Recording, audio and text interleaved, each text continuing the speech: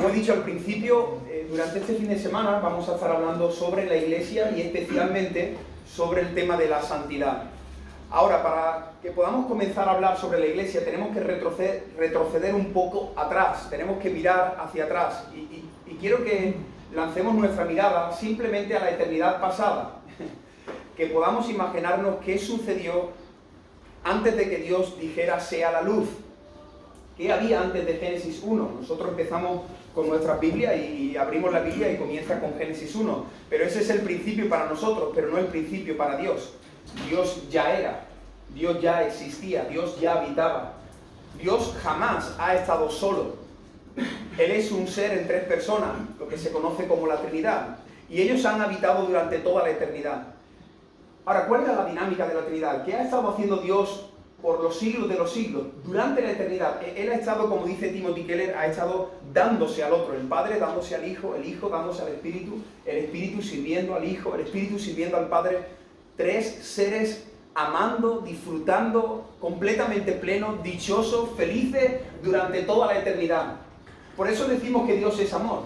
Dios es amor porque nunca ha estado solo, siempre ha estado entregándose al otro.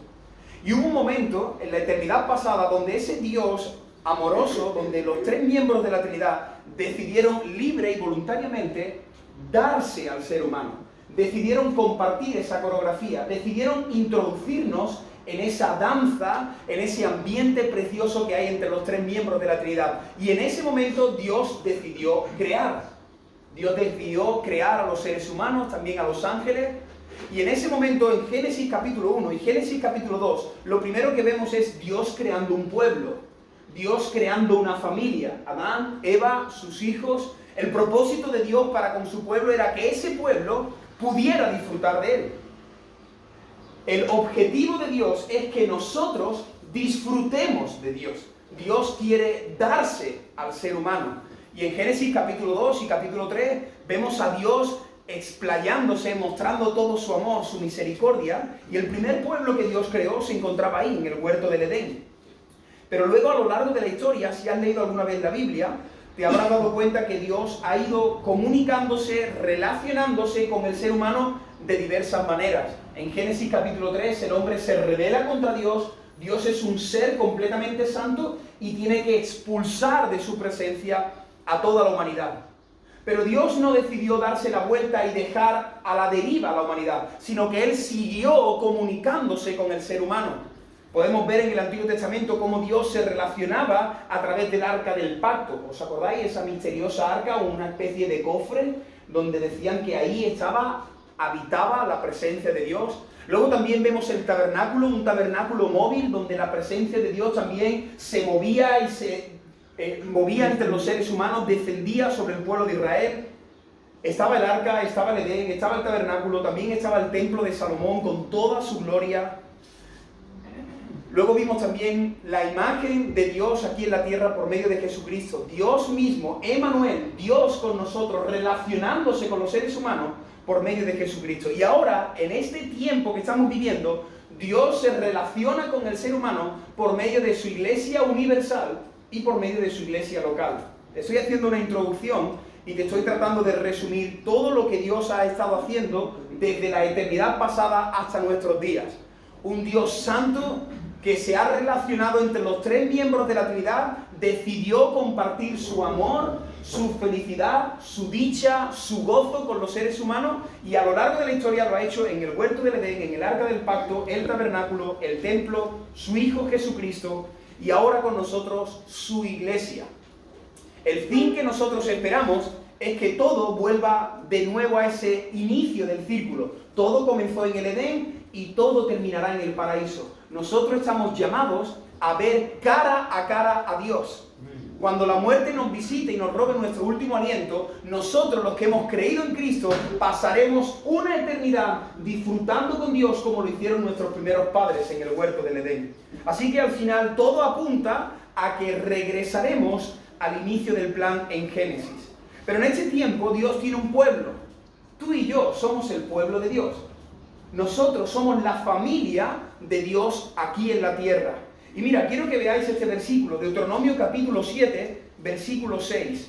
Mira lo que Dios quiere con su pueblo, lo que Dios desea de nosotros.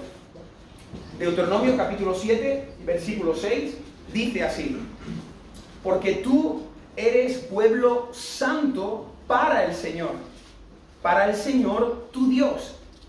El Señor tu Dios te ha escogido para que le seas un pueblo especial más que todos los pueblos que están sobre la tierra. Aquí podríamos detenernos en ese versículo y estar meditando en él durante todo este fin de semana. Permíteme que te lo vuelva a leer, míralo ahí. Dice Deuteronomio, este es el plan, este es el propósito de Dios para con su pueblo. Tú, hablando del pueblo de Israel, pero también hablando de nosotros, tú eres un pueblo santo, esta palabra es consagrado, apartado para el Señor. Tu Dios te ha escogido, ¿para qué? ¿Para qué te ha escogido Dios? Para que le seas un pueblo especial, más que todos los pueblos que están sobre la tierra. Mira, si tú eres creyente, si tú formas parte de la iglesia, tú tienes un llamado, y el llamado es ser parte del pueblo santo de Dios. Dice, tú eres un pueblo santo para el Señor, Dios te ha escogido. Dios en la eternidad pasada decidió salvar un pueblo para la alabanza de la gloria de su nombre. Y lo que Dios espera de nosotros como pueblo que somos es que seamos especiales y que seamos diferentes al resto de los pueblos de este mundo. Ese es el propósito de la iglesia. Ese es el propósito de nuestra vida. Entender que Dios ha pensado en ti, que Dios te ha comprado con un alto precio, que es la sangre preciosa de Cristo, y ahora Dios nos ha hecho un llamado a ser un pueblo diferente, distinto a todos los pueblos que hay sobre la faz de la tierra. Hermanos, hemos sido escogidos para ser santos. Tú y yo hemos sido escogidos para Él. Y tú dices, Moisés, pero si yo soy muy torpe, yo soy muy débil. Pues el Señor te amó desde la eternidad pasada, con amor eterno te ha amado. El Señor puso su mirada en ti y te salvó. Y ahora Él desea introducirte en su pueblo, que es la iglesia, para que nosotros seamos un pueblo diferente, para que vayamos a otro ritmo, para que bailemos otras canciones, para que vistamos de manera diferente, para que tengamos un vocabulario distinto, para que tú y yo vayamos a contracorriente, para que las personas digan, este es diferente. Hoy día hay un mensaje que a veces se transmite, y es que hay personas que presentan el Evangelio y cuando le hablan a las personas o le hablan a la sociedad de este mundo, dicen, no, nosotros somos como vosotros. No somos como vosotros. El Señor nos ha sacado de tinieblas a su luz admirable. ¿Cómo vamos a ser como ellos? Si fuésemos como ellos no estaríamos aquí. El Señor nos ha rescatado de nuestras vanas maneras de vivir. Así que nosotros somos diferentes a este mundo. Y con la ayuda del Señor quiero que entendamos este concepto de que la iglesia tiene que ser una iglesia santa para el Señor. Porque ese es nuestro llamado, ese es nuestro propósito, lo que hemos visto en Deuteronomio. Y quiero que veamos 3 momentos en el Nuevo Testamento donde Dios habla a cada una de las iglesias. En primer lugar vamos a ir a Marcos capítulo 11, versículo del 15 al 19. Y si estáis anotando, he titulado este mensaje Una iglesia ordenada. El título de este mensaje es Una iglesia ordenada. Vamos a ver durante este fin de semana 3 características que tenemos que tener como iglesia local, como iglesia universal, como creyentes que somos. Y me gustaría que pudierais prestar mucha atención y que cada uno de nosotros evaluemos. Sé que quizás aquí hay varias iglesias representadas, que podamos pensar en nuestras congregaciones, pero también que podamos pensar en nuestras vidas. Hemos visto que el Señor quiere un pueblo santo, apartado, escogido para Él, para ser especial y diferente. Y lo primero es una iglesia ordenada. Marcos capítulo 11, y vamos a hacer lectura del versículo del 15 al 19.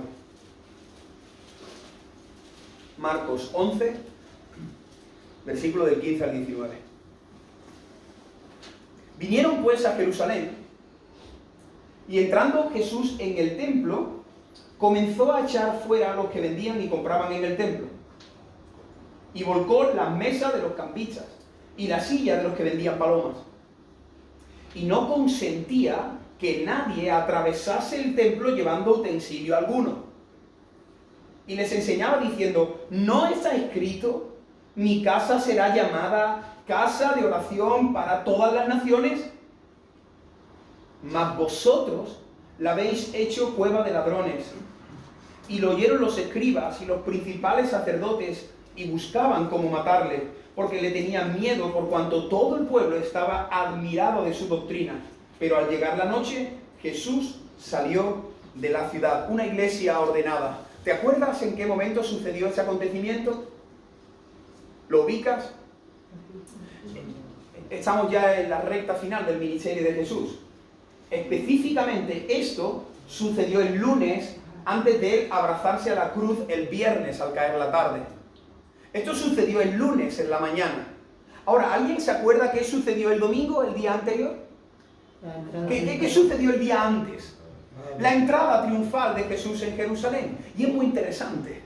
Mira, el domingo Jesús entró en un burrito, en un asno, que por cierto era prestado, y él entró acompañado de todos sus discípulos, no solamente de los 12, sino de otras muchas personas que lo seguían, y de repente las multitudes lo recibieron con mantos en el suelo, tirando las palmeras, haciéndole un pasillo, y había un estribillo que sonaba. ¿Alguien se acuerda de ese estribillo que iba sonando? ¡Hosana!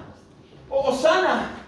Bendito el que viene en el nombre del Señor. ¡Hosana el Hijo de David! La gente rápidamente empezó a ilusionarse, porque ellos estaban esperando, ellos anhelaban a alguien que los rescatase, que los librase del yugo que estaba ejerciendo el Imperio Romano. Ellos lo que querían era un Mesías que les quitase de encima los impuestos. Yo no quiero pagar tanto a Roma.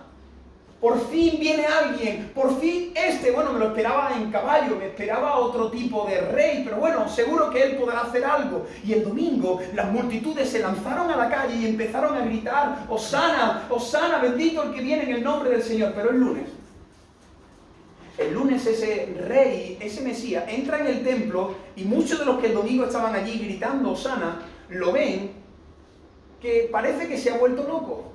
Entra el lunes a las 11:15 de la mañana en el templo, el lugar principal de Jerusalén, y de repente empieza a tirar las mesas. ¿Os imagináis que yo lo hiciera ahora, que empezara aquí a tirar las mesas, a coger la silla y os la tiro sobre la cabeza? Usted diría, ¿pero qué le ha pasado a usted? ¿Está loco? Jesús entró en el templo así. Ahora, ¿qué le ha sucedido a Jesús? ¿Por qué el domingo él estaba tranquilo y el lunes entró con furia, con enojo en el templo? ¿Acaso él tiene un trastorno de bipolaridad? Es algo que ahora diagnostican mucho, ¿no? Eres bipolar. El domingo y el lunes muestran perfectamente cómo es el corazón del ser humano. Mira qué interesante. El domingo, cuando las personas estaban clamando a Jesús, no estaban buscando un Señor, estaban buscando un Salvador. Lo que ellos querían era ahorrarse dinero en los bolsillos. Ellos lo que querían era un Dios a su imagen. Eso es lo que se lleva hoy día. Gente que quiere un Dios a su imagen. Y cuando tú les presentas realmente al Dios de las Escrituras, desaparecen de la iglesia. Cuando les tocas la página que les molesta, ya no vienen más a la iglesia. Cuando tú predicas un fin de semana sobre la santidad, ya no me caes tan bien.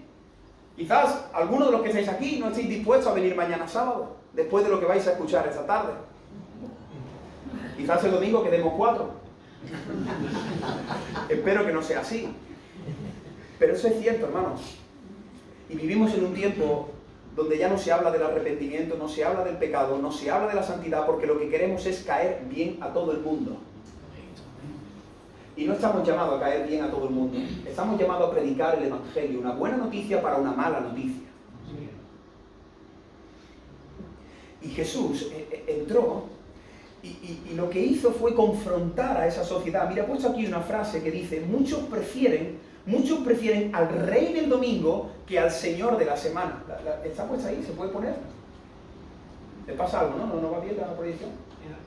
Se ha visto una y ese se ve, pero está... Vale, no pasa nada. Muchos prefieren al rey del domingo que al señor de la semana. O sea, la multitud quería al del domingo, pero no me cae bien el del lunes. El del domingo me interesa porque el domingo viene a liberarme y viene a facilitarme la vida. Él viene a hacerme feliz. Veníamos hablando ahora en el coche, hemos tenido varias conversaciones muy interesantes. Dios no busca tu felicidad. Dios busca tu santidad. Y cuando Dios te perfecciona y te purifica, entonces eres feliz. Si tú vas a buscar la ayuda de un psicólogo, el psicólogo va a tratar de que tú seas feliz. Si tú te acercas a Dios, Dios va a querer que tú seas santo. Son dos mensajes completamente diferentes. Dios busca nuestra santificación, no nuestra felicidad pasajera y humanista. No sé si te suena esto de algo, o si quizás te ves identificado. ¿Tú conoces a ese tipo de creyente que vienen el domingo, le cantan canciones a su rey, le piden un par de cositas, escuchan su palabra y hasta el próximo domingo? ¿Te suena esto de algo? ¿Has vivido alguna vez así tu cristianismo? Vienes el domingo, cantas un par de canciones, le pides un par de cositas al Señor, pero el lunes Jesús no es tu Señor, solo buscas un rey de domingo en domingo. Y yo quiero preguntarte a ti que me estás escuchando, ¿es Jesús el rey de tus domingos o es Jesús el Señor de tu semana? Te lo vuelvo a decir, ¿es Jesús el rey de tus domingos o eres el Señor de tu semana? Porque la gente quería el rey del domingo. Yo vengo, yo te canto, pero el lunes no te metas en mi parcela, no me zarandees, no me pongas patas arriba el templo. Y ahora sí, vamos a entrar ahora en esa escena y voy a tratar de hacerlo lo mejor que pueda, pero tú también tienes que poner de tu parte. Mira el versículo 15. Dice que Jesús junto con sus discípulos vinieron a Jerusalén y entró Jesús en el templo. Entró Jesús en el templo. El templo ha sido el lugar más importante para la nación de Israel a lo largo de toda su historia. El primer templo fue construido por el rey Salomón y precisamente, como he estado mencionando antes, el templo lo que hizo fue sustituir al tabernáculo. Aquí tenéis una maqueta, una posible imagen de cómo sería el templo de Salomón, que luego fue dañado, destruido por los babilonios, y el segundo templo, que es este que probablemente tenéis aquí, fue edificado por Zorobabel y finalmente fue reconstruido por Herodes el Grande, ¿no? Un templo impresionante que trataba de mostrar toda su grandiosidad, todo su esplendor, toda su riqueza. De este templo ya sabéis que actualmente solo queda prácticamente las murallas, ¿no? Lo que se conoce como el Muro de las Lamentaciones. Ahora, en aquella época, cuando Jesús entró en el templo, probablemente en un lugar como este, había algo muy importante que se hacía aquí dentro de la liturgia, dentro de todas las cosas que se hacían dentro del templo, había algo que era muy importante y era el momento donde se sacrificaban a los animales. Como sabéis, y permitidme que lo explique por si alguien lo desconoce, en el Antiguo Testamento Dios había decidido perdonar los pecados por medio de animales inocentes. Todo esto era un tipo que apuntaba al Cordero de Dios que finalmente cargaría con el pecado de la humanidad, Jesucristo. Así que en el Antiguo Testamento, en el Antiguo Pacto, constantemente tenían que estar sacrificando animales a Dios. ¿Qué es lo que sucedía en ese momento? La ira de Dios contra el pecado, la ira de Dios contra el pecador, se derramaba sobre el animal inocente, su ira era aplacada y en ese momento Dios podía abrazar y podía acercarse a la persona pecadora. Entonces en el templo constantemente había un grupo de personas que estaban ofreciendo sacrificio por el perdón de los pecados de todos aquellos que se presentaban. Había un momento en el año donde el templo estaba abarrotado de personas y era durante la fiesta de la Pascua. Una vez al año el pueblo de Israel, en la actualidad lo sigue haciendo, celebraba la Pascua, que era el momento donde Dios había liberado al pueblo de Israel de la nación de Egipto. Así que todos los judíos tenían que acudir al templo. Y esa semana era la semana de la Pascua. Si os acordáis, el jueves Jesús celebró la Pascua con sus discípulos. Así que no sé si te puedes imaginar ese lugar que hemos visto antes proyectado, con miles y miles y miles de personas. No solo estaban los judíos que vivían en Jerusalén, sino un montón de judíos que vivían a los alrededores, personas que viajaban y acudían hasta el templo para buscar a Dios y para ofrecer sacrificios. Ahora, en ese momento, el templo tenía que estar muy ordenado, porque por allí pasaba diariamente miles y miles de personas, así que yo me imagino, semanas antes de que llegara la Pascua, un gran comité, un gran equipo de personas allí en el templo, cada uno organizando una parte para que cuando empezaran a venir personas al templo todo estuviese en orden. ¿Qué había allí en el templo? Bueno, había las personas que te acomodaban, que te daban la bienvenida, había personas que te cambiaban la moneda. Si tú traías una moneda extranjera, ellos te cambiaban la moneda extranjera por la moneda nacional. Había un montón de personas que se encargaban de cuidar a los animales. un historiador dice que cada día se ofrecían miles y miles y miles de animales inocentes. Así que imagínate, en una parte del templo tienen palomas, tienen corderos, tienen ovejas, y había personas que tenían que estar cuidando eso. Había otras personas que se encargaban de hacer la lectura, de llevar al pueblo a la presencia de Dios. Así que todo el templo está perfectamente ordenado. Durante semanas ellos se han estado preparando para la fiesta nacional más importante, que era la Pascua. Empieza la fiesta, empieza el lunes, y ellos creen que esa semana va a ser un éxito, que todo va a salir rodando, que van a disfrutar porque todo está milimétricamente calculado. Pero de repente entra un joven de 33 años en el templo y empieza a poner el templo patas arriba. Ahora, Jesús estaba poniendo el templo en desorden porque aunque ellos creían que todo estaba en orden, Dios es el único que sabe lo que hay debajo de la alfombra. Y en ocasiones los hombres podemos creer que todo está en orden, pero Dios es el único que nos conoce. Quizás tú estás aquí en esta tarde, tú piensas que estás en orden delante de Dios, y hoy el Señor, por medio de su palabra, te va a mostrar que quizás no estás tan en orden. Mi oración, mi deseo durante este fin de semana es que el Señor siga ordenando esta iglesia. Pero no solamente esta iglesia, nuestra iglesia y las iglesias que estén aquí representadas. Porque Dios busca una iglesia ordenada, ese es el título de esta primera predicación. En ocasiones debemos dejar que Cristo desordene nuestro orden. Tú piensas que está todo ordenado, pero tienes que decirle al Señor, Señor, si mi orden no te agrada, desordena mi orden. Pon mi casa patas arriba, pon mi vida patas arriba.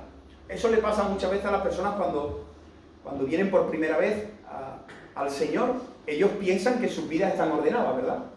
Y a lo mejor vienen de estar conviviendo con su pareja sin estar casados, vienen de estar robando, vienen de estar haciendo algún que otro trapicheo, y en el momento que la palabra se abre, ellos piensan que sus vidas están en orden, pero la palabra te muestra que estás en desorden. Tú crees que estabas en orden, pero la Biblia te trae luz y te muestra que estás en desorden.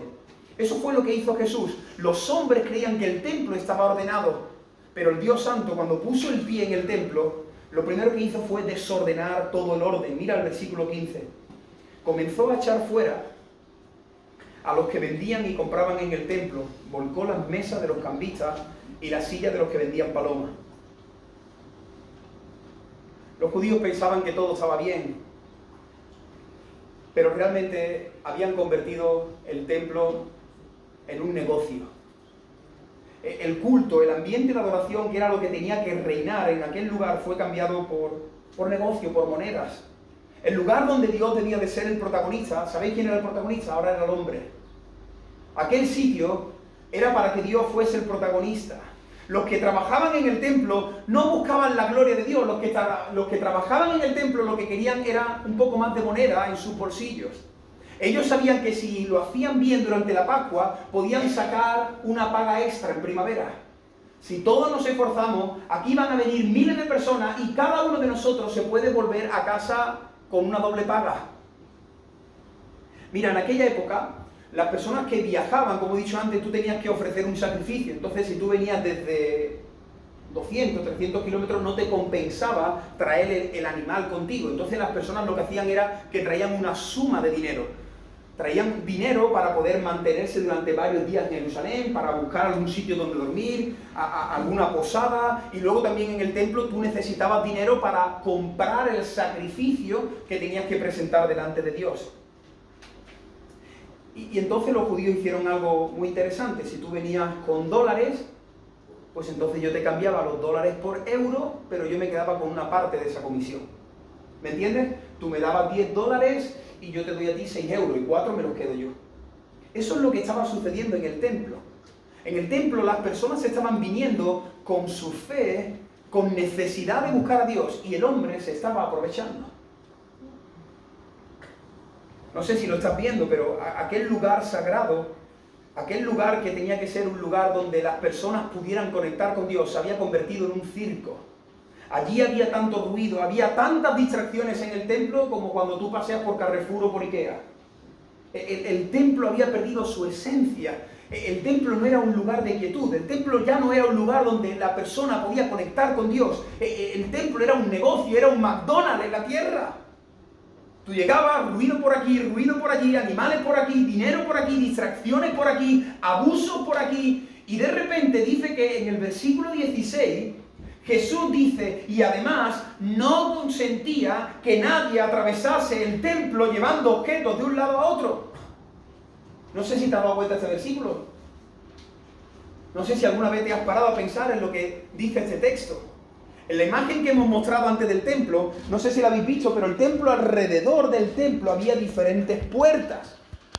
¿Saben lo que estaban haciendo ya las personas en aquella época? Atravesaban una puerta, pasaban por medio del atrio y salían por otra puerta. Al final el templo para muchos era una especie de atajo. ¿Lo entendéis? Es como si tienes que bordear un parque y tú dices, en vez de dar toda la vuelta al parque, voy a atravesar el parque. Me da igual pisar el césped. Lo que quiero es ahorrar unos minutos. Así que Jesús sale, se pone en medio del templo y ahí ve a unas personas que van tirando de un carro haciendo la compra. ¿Pero dónde vais? ¿Dónde vais vosotros? No, es que tenemos que atravesar por aquí, mira, y la verdad que el carro pesa bastante y entonces en vez de dar toda la vuelta, pues hemos pensado atravesar por esta puerta, atravesar el atrio de los gentiles y en un momento salgo, por aquí no se pasa. ¡Qué fuerte! A veces nos pintan a un Jesús afeminado, de pelo lacio y ojos verdes, que parece que no... Pero Jesús es Dios, y Dios es fuego consumidor. Y Dios es misericordioso, pero también se aira. Dios es un Dios serio, justo, santo. Y Jesús se plantó, esta parte me llamó mucho la atención cuando la estuve estudiando, se plantó en medio del templo y dijo que no dejaba pasar a la gente por allí. ¿Usted a dónde va? No, es que vengo por aquí, que voy a llevar a los niños a la guardería y es que me ha cogido el toro, voy tarde y entonces si atravieso el camino, llego a tiempo, pues el niño va a llegar tarde a la guardería. Por aquí no se pasa. Y no sé, quizás Jesús está ahí y de repente ve a una parejita de novios cogidos de la mano que están atravesando el templo. ¿Qué hacéis vosotros por aquí?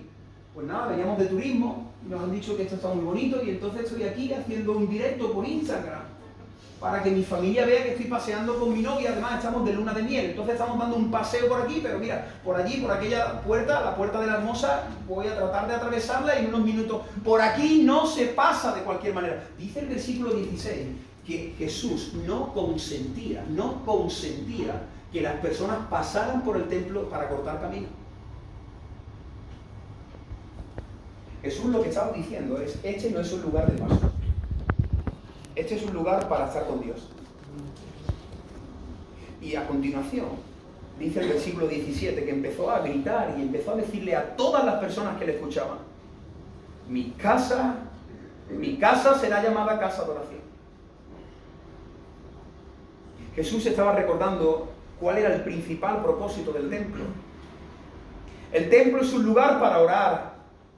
El templo es un lugar consagrado para la adoración, para tener comunión con Dios y que los hombres puedan disfrutar del Dios trino, del Dios eterno. Este no es un lugar para pasear, este no es un lugar para cortar camino, este no es un lugar para salir de aquí con monedas en los bolsillos, este no es un lugar para que tú seas famoso, el templo no es un lugar para que tú obtengas beneficios personales. Este no es un sitio para vuestros trapicheos, para vuestros negocios. Mi pueblo es santo, mi iglesia es santa.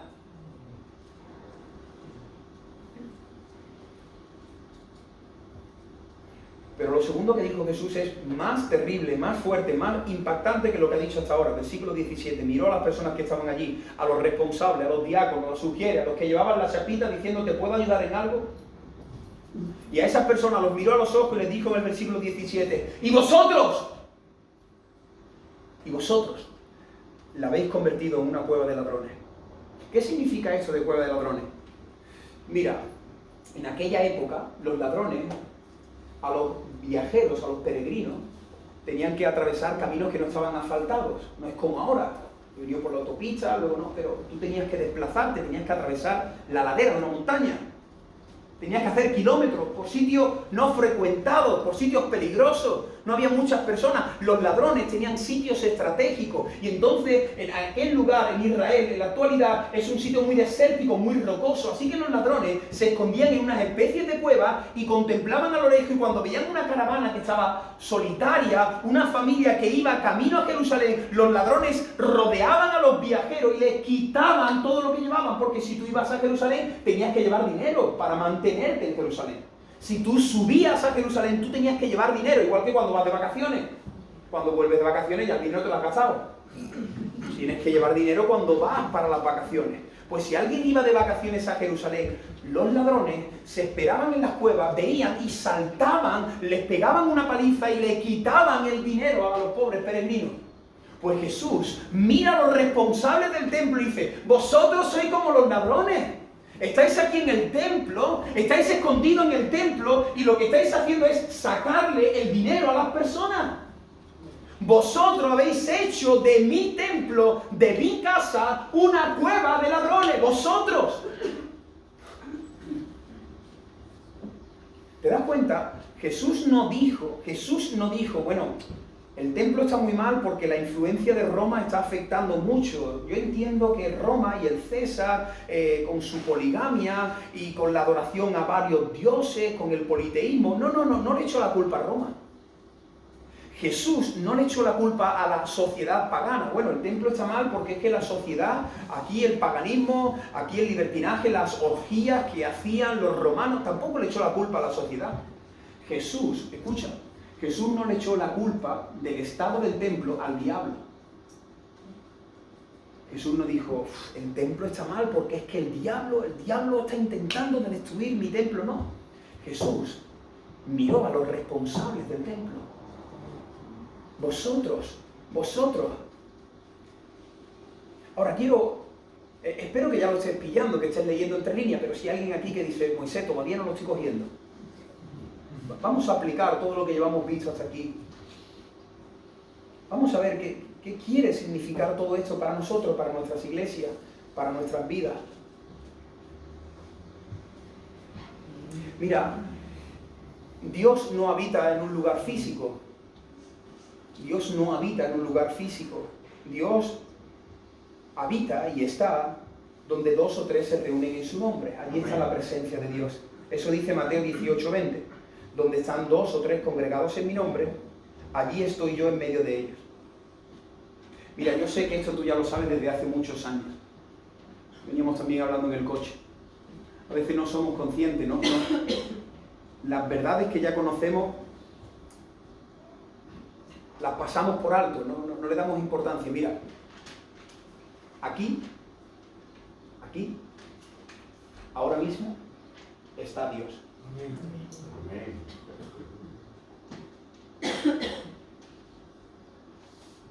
Te lo voy a volver a repetir y trata de que tu mente entienda lo que estoy diciendo. En este lugar ahora mismo, aquí entre nosotros, está Dios.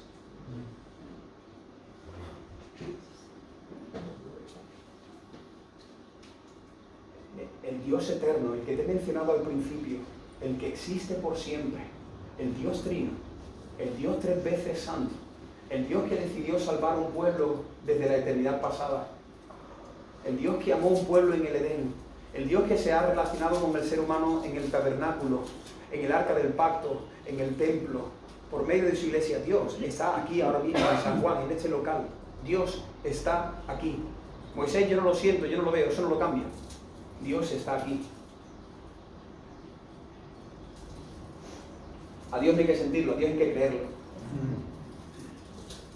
A Dios no tienes que sentirlo, a Dios tienes que obedecerlo. Ese es el problema, de que muchas veces nos dejamos llevar por sentimientos. La Biblia no habla de sentimientos, la Biblia habla de fe, de confianza, de la convicción, de la certeza, de algo que no se ve pero que se cree. Yo creo con todo mi corazón y estoy temblando por dentro, al ser consciente que yo estoy hablando de Él y Él está aquí sentado entre nosotros. Dice Mateo, allí estoy yo, en medio de ellos. El edificio, la casa, el local, el garaje, da igual, donde se reúnan los creyentes, allí está la presencia de Dios. La iglesia no son estas 4 paredes, la iglesia es su pueblo reunido. En el momento que su pueblo se reúne, la presencia de Dios está en medio de nosotros.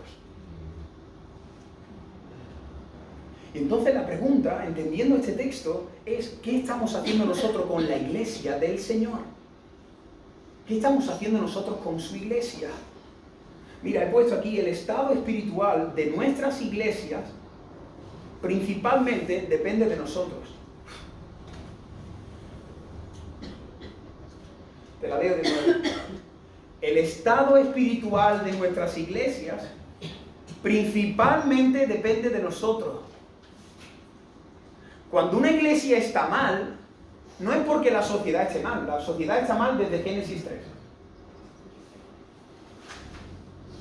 Cuando una iglesia está mal, no es porque el diablo esté haciendo de las suyas. El diablo está haciendo desde las suyas también desde el principio. Cuando una iglesia está mal, es porque su pueblo está mal. Cuando una iglesia está mal, es porque debajo de la alfombra estamos escondiendo pecado.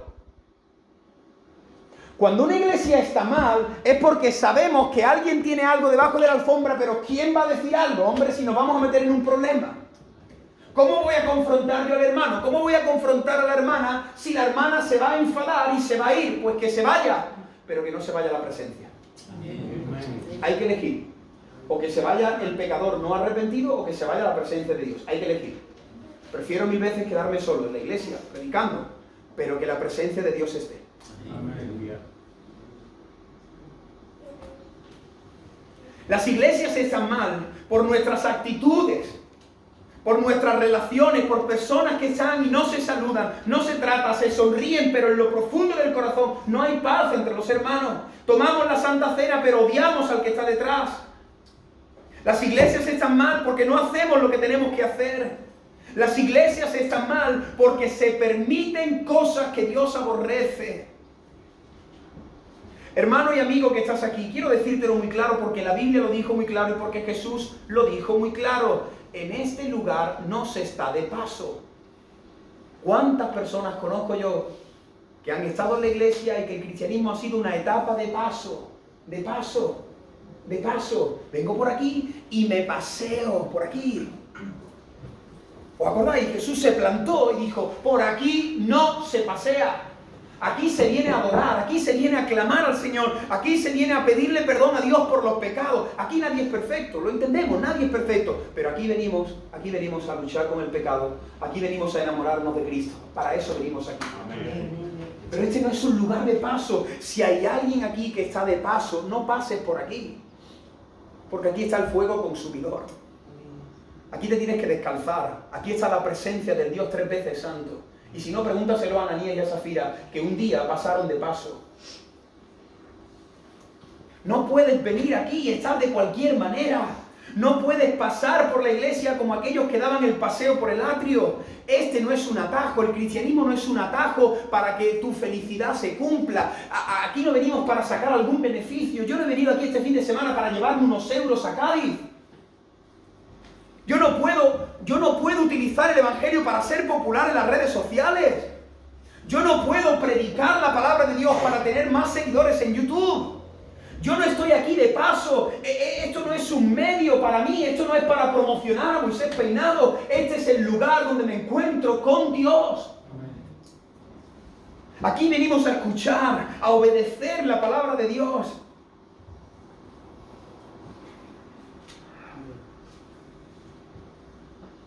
Y desgraciadamente, en nuestra actualidad, muchas iglesias del Señor están tan desordenadas como el templo de Jerusalén.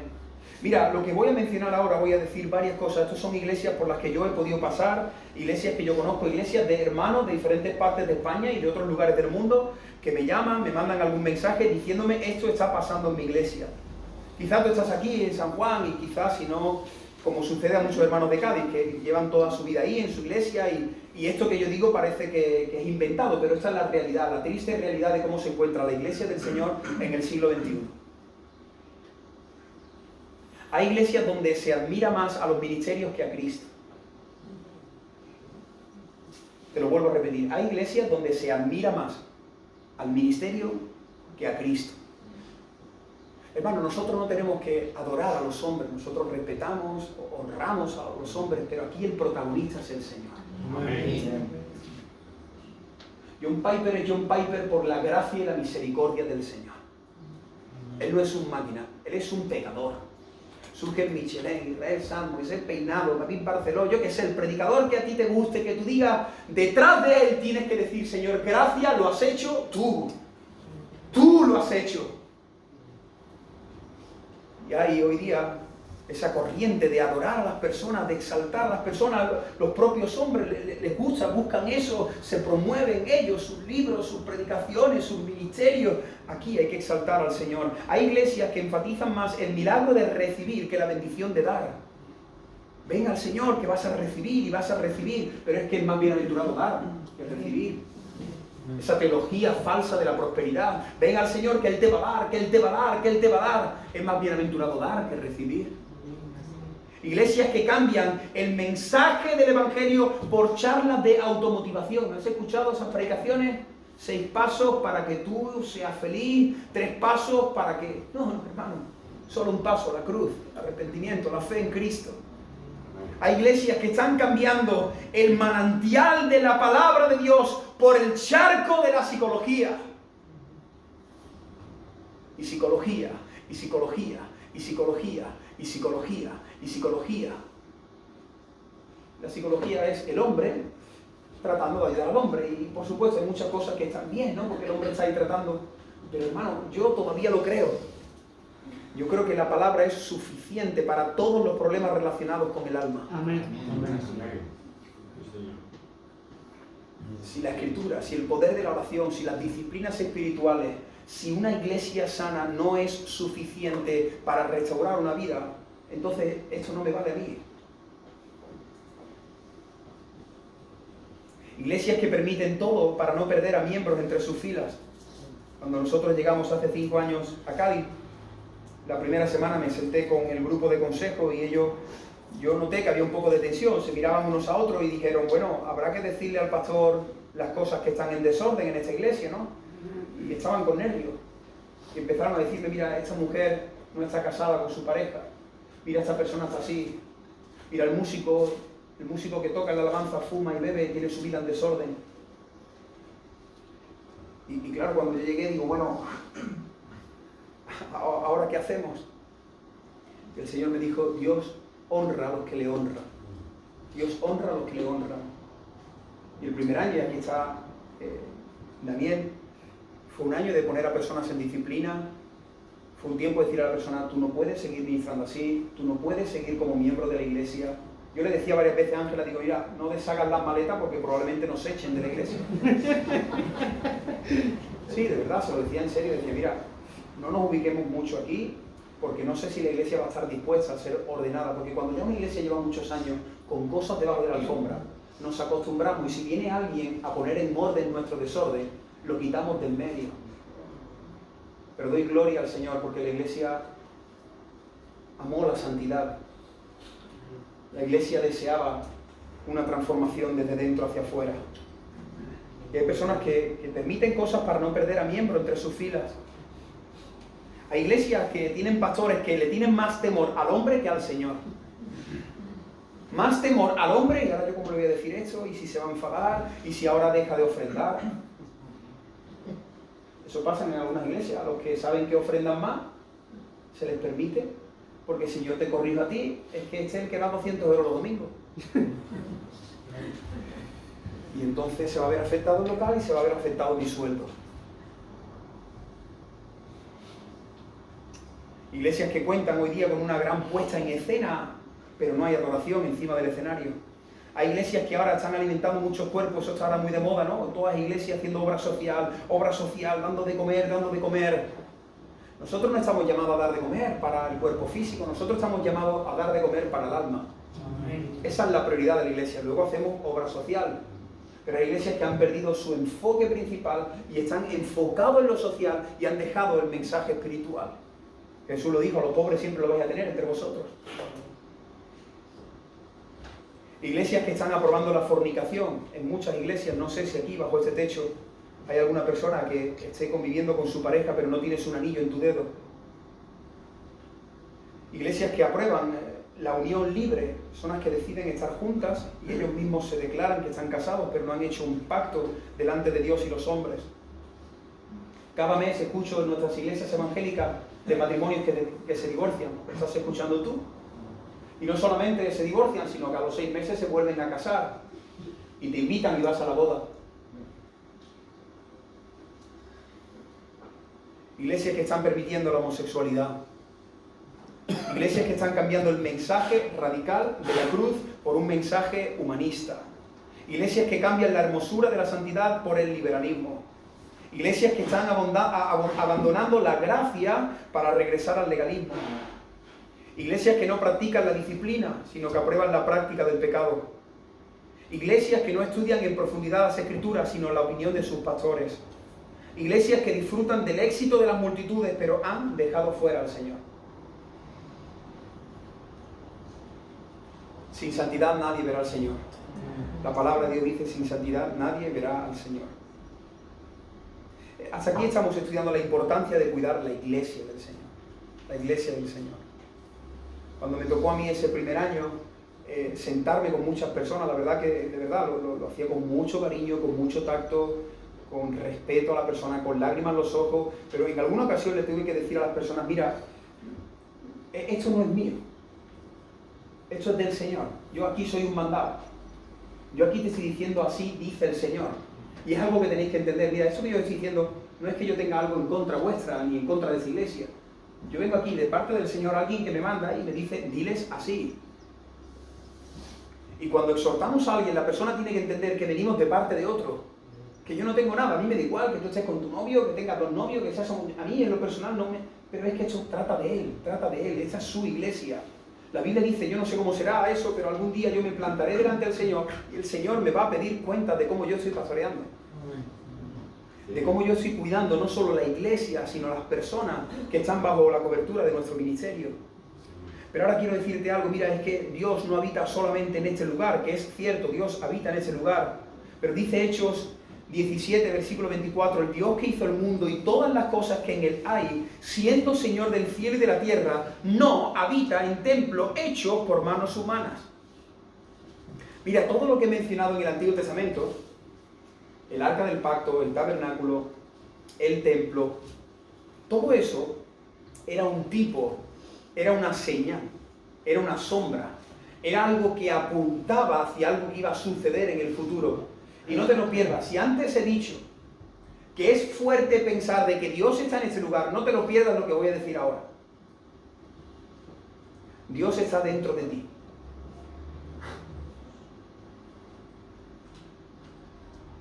La tercera persona de la Trinidad, el Espíritu Santo, Dios mismo, morando en nuestro interior. Ahora, el principal templo que yo tengo que cuidar está aquí.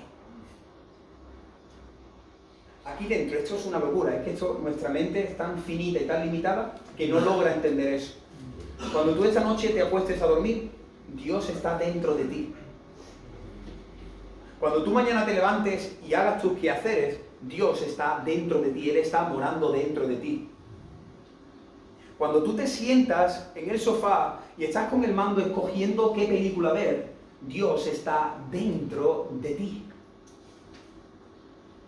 Dice 1 Corintios capítulo 3, versículo 16. ¿No sabéis, Pablo diciéndole a los creyentes, no sabéis que sois templo de Dios y que el Espíritu de Dios mora en vosotros? El Dios eterno, el que he explicado desde el principio, aquel que ha habitado por siempre, si tú has entregado tu vida a Cristo, Él está dentro de ti. Así que en este tiempo no estamos solo llamados a ordenar los lugares de culto. Nosotros tenemos un llamado mucho más alto. Si queremos que nuestras iglesias estén bien, el templo del corazón tiene que estar bien. Una iglesia está bien cuando los creyentes están bien. Por eso he dicho antes que el estado espiritual de las iglesias depende de cómo se encuentren los creyentes. Yo espero, le pido al Señor que hoy y durante este fin de semana, Cristo entre en el templo de tu corazón y entre con el látigo. Entre con el látigo, que entre con las cuerdas que Él se hizo y empiece a quitar cosas del templo de tu corazón que están impidiendo que puedas disfrutar mucho más de su presencia. Deja que Cristo entre con su violencia, pero también con su amor, con su gracia, con su misericordia. Dile al Señor, entra en mi casa, haz lo que quieras, desordena mi orden, limpia mi vida, examíname, Señor, muéstrame. Hace un mes tuve que predicar en Barcelona y ese fin de semana yo iba a predicar sobre Juan capítulo 13, el pasaje donde Jesús lavó los pies. Entonces esos días yo estaba profundizando y había algunos mensajes donde iba a hablar del amor y del perdón de Jesús, ¿no? Porque Jesús le lavó los pies a los que en unas horas lo iban a traicionar. Incluso en ese grupo estaba Judas. Así que mi corazón durante esa semana estaba lleno de amor, de perdón. Era lo que yo estaba estudiando y lo que iba a compartir con los hermanos en Barcelona. Cuando llego al aeropuerto, el viernes por la mañana llego al aeropuerto y veo en la sala a un hermano de nuestra iglesia que se fue de nuestra iglesia diciendo cosas terribles de mi persona. Todas de ellas eran falsas, salió a la luz y cuando quisimos ordenar su vida, disciplinarlo, él huyó. De eso hace ya 3 años. Y entonces yo me creía que yo estaba bien. Pero cuando lo vi sentado allí en el aeropuerto, en mi corazón, yo me di cuenta que yo no estaba en paz con ese hombre. De hecho, no fui capaz de acercarme a él, no fui capaz de saludarlo. Pero ¿sabéis qué? Yo llevaba 5 predicaciones sobre el amor y el perdón. Las llevaba bien preparadas. ¿Y sabéis qué hice? Fui a Barcelona y las prediqué. Y le dije a los hermanos de Barcelona que había que amar, que tenías que amar y que tenías que perdonar incluso a Judas. Pero mientras yo estaba diciendo algo, todo eso, algo aquí dentro, me estaba golpeando el pecho.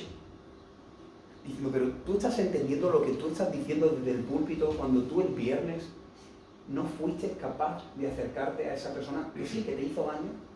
Y entonces yo recuerdo que en la última predicación abrí mi corazón y lo conté en medio de la congregación. Dije, mira hermano, quiero decir eso. Todo lo que yo estaba predicando, yo soy el primero que necesito ponerlo en práctica. Porque el viernes me pasó esto. Y entonces yo le dije a los hermanos, y os pido que oréis por mí para que si en un futuro me encuentro con él, porque yo tenga el coraje y la valentía de acercarme y de decirle, te perdono lo que me hiciste. El lunes me dejaron en el aeropuerto. Y cuando yo llego al aeropuerto, me encuentro en la misma sala para coger el mismo avión a la misma persona del viernes.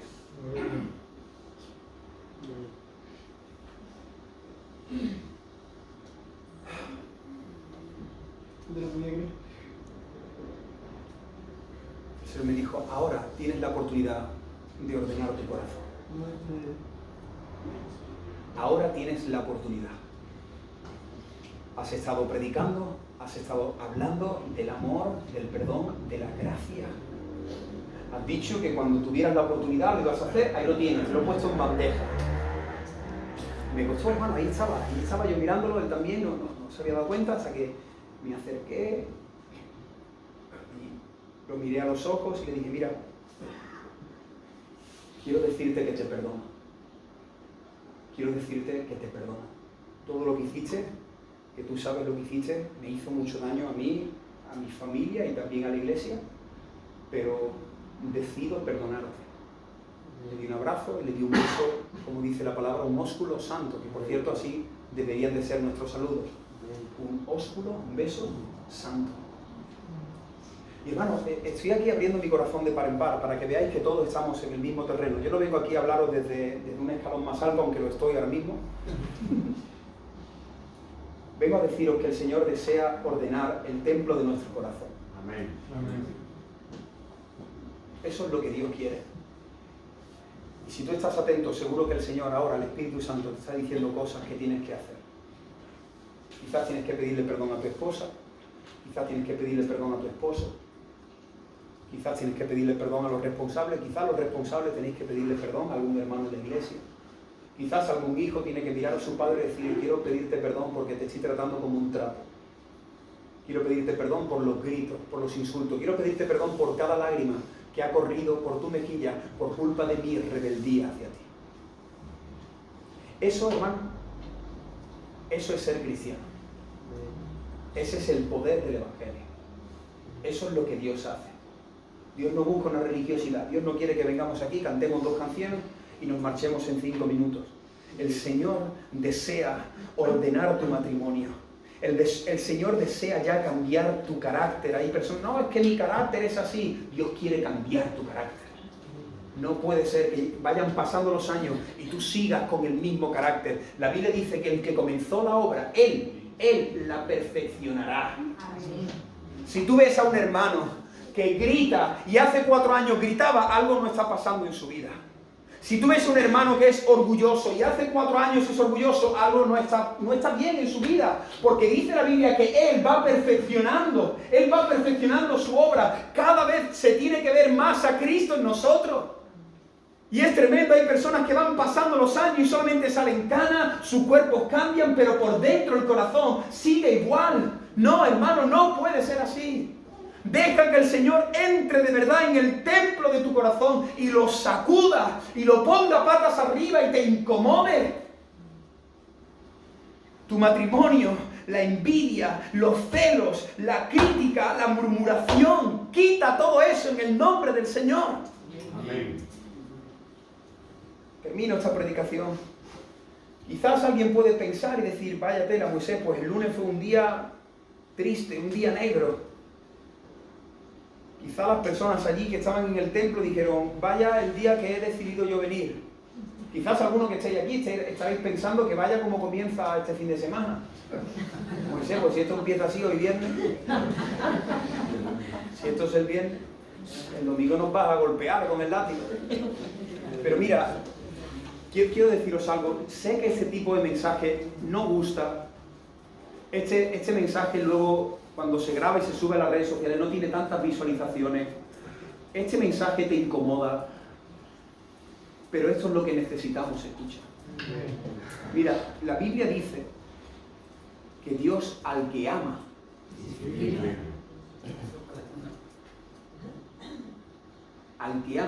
lo disciplina. Y lo azota para recibirlo como hijo. Nosotros corregimos a nuestros hijos de esa manera. Nosotros, es otro tema diferente, pero cuando nuestros hijos se rebelan, nuestros 2 niños pequeños, le hemos dicho algo y se rebelan, pues hablamos con ellos y le damos con una varita, con una cucharita, le damos en el culito y luego oramos por ellos, los acariciamos. Pero muchas veces cuando lo tengo que corregir y él está ahí llorando y le digo, mira, esto me duele más a mí. Yo no quisiera hacer esto, pero lo hago porque te amo. Estoy haciendo esto porque te amo, porque no quiero que cuando tengas 15 años seas un sinvergüenza. Como dice la palabra, si tú no corriges al niño, luego el niño va a avergonzar a los padres. Amar a tu hijo no es dejar que tu hijo salte en el sofá. Amar a tu hijo es corregirlo. Amar a tu hijo no es dejarlo que haga lo que le dé la gana. Ese no es el amor, ese es el amor de este mundo. El amor de Dios es el que disciplina con amor. Y esta predicación, que es una predicación, lo sé que es muy exhortativa, mira, espero que leas entre líneas y que salgas hoy de aquí diciendo, Dios nos ama mucho. Amén. Dios nos ha traído este viernes aquí, ha permitido que Moisés esté aquí porque quiere recordarnos cuánto nos ama. Y por cierto, cuando tú te dejas tratar por el Señor, cuando tú le dices al Señor, Señor, desordena mi orden, entonces te colocas en un terreno donde ahora puedes experimentar la gracia y la bendición de Dios como nunca antes. ¿Tú sabes cómo terminó el lunes? El lunes terminó con el templo patas arriba, pero el lunes no terminó mal. El lunes fue un día precioso. Marcos no lo dice, pero Mateo 21:14 sí. ¿Sabes cómo terminó ese momento? Mira lo que sucedió después de que Jesús puso el templo patas arriba. Mateo 21:14. Y vinieron a él en el templo ciegos y cojos y los sanó. Bendito sea el nombre del Señor. Amén. Cuando el Señor limpia su iglesia, el Señor sana a las personas. Cuando una iglesia está viviendo en santidad, entonces hay milagros. Los ciegos espirituales abren sus ojos y creen en el poder del Evangelio. Los cojos que no pueden caminar, empiezan a caminar y a hacer la voluntad del Señor. Parece una contradicción, el templo está patas arriba, las jaulas están abiertas, las palomas se están dando vueltas, las monedas están todavía sonando por el suelo, la gente, mucha de ella ha salido corriendo, algunos están allí atónitos, no dan crédito de lo que está sucediendo, pero de repente Jesús se calma y en ese momento, en esa escena que parece terrible, dice la Biblia que vinieron a él en el templo ciegos y cojos y no le dijo, fuera de aquí, estoy enfadado, venid mañana. Jesús se calmó, puso sus manos sobre cada uno de ellos y lo sanó. Después de la disciplina siempre viene la sanidad y la restauración. Después de ese año tan difícil, que ha sido para mí los años más difíciles de mi ministerio, llevo 9 años como pastor, el primer año en la iglesia fue de los años más difíciles, pero ahora lo que está sucediendo en la iglesia de Cádiz, estamos viviendo un trocito de cielo en la tierra. Hay algo precioso entre nosotros y algunas veces han venido personas a decir, bueno, Moisés, ¿qué ha pasado? ¿Qué habéis hecho? Simplemente estamos tratando de vivir en santidad. Simplemente estamos tratando de hacer la voluntad del Señor en la iglesia. Así que, hermano, deja que Dios zarandee tu iglesia. Deja que Dios zarandee lo más profundo de tu ser. Si tú deseas ver la mano de Dios obrando de manera sobrenatural, tienes que estar dispuesto a dejar que Cristo desordene y ordene tu iglesia y tu vida. Tienes que buscar a esa persona en el aeropuerto, tienes que abrir la mano, tienes que perdonar, tienes que dejar que el Señor te incomode, tienes que dejar que el Señor te muestre esa área de tu corazón que está ahí, oculta de hace muchos años, pero el Señor te dice, esto todavía lo tienes pendiente. La buena noticia que ofrece el Evangelio es que el Dios Padre derramó la ira que tenía sobre cada uno de nosotros, sobre su amado Hijo. Y allí en la cruz del Calvario el Hijo voluntariamente, mira, Jesús azotó el templo, pero en la cruz del Calvario el Padre azotó al Hijo. Y el Padre azotó al Hijo para abrazarte a ti. Esa es la justificación. Jesús ocupa tu lugar y tú ocupas el lugar de Cristo. Ese es el mensaje del Evangelio. En la cruz el Padre desordenó, rompió, golpeó la vida del Hijo para abrazarte a ti, para que tú puedas tener comunión con Él. Te resumo lo que hemos visto en este primer mensaje. Jesús quiere ser el Rey de tu domingo y el Señor de tu semana. Cuidado, porque muchas veces piensas que estás en orden, como yo, antes de subirme en el avión a Barcelona, pensaba que estaba en orden, pero Dios mueve una circunstancia y dice, esto no está en orden. Así que deja que Dios desordene tu orden. Cuidado con lo que estamos haciendo. Cuidado, hermanos responsables que estáis aquí, que sabéis que os amo con todo mi corazón, pero cuidado con lo que se permite, con lo que se hace en la iglesia del Señor. Vosotros, le dice Jesús, vosotros, el liderazgo de la iglesia es el responsable de cuidar la iglesia del Señor. La Biblia dice que sobre toda cosa guardada, que guardemos nuestro corazón. Este es el templo que tenemos que cuidar. Y si alguien aquí en esta tarde reconoce que está viviendo en desorden, mira, yo no he venido aquí a condenarte, yo no he venido aquí de verdad a señalarte, no he venido aquí a que te sientas mal. He venido a presentarte a aquel que puede sanarte en este día. Amén. Aquel que puede poner sus manos sobre ti y puede darte vista. Aquel que se enfada y coge su látigo, pero aquel que abraza. Así que si hay alguien aquí que está en desorden, ve hacia él, ve hacia él.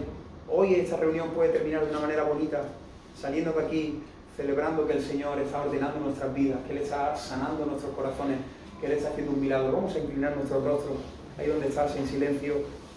Responde un momento a este mensaje. Una iglesia ordenada, una iglesia física ordenada, pero también la iglesia de mi corazón ordenada.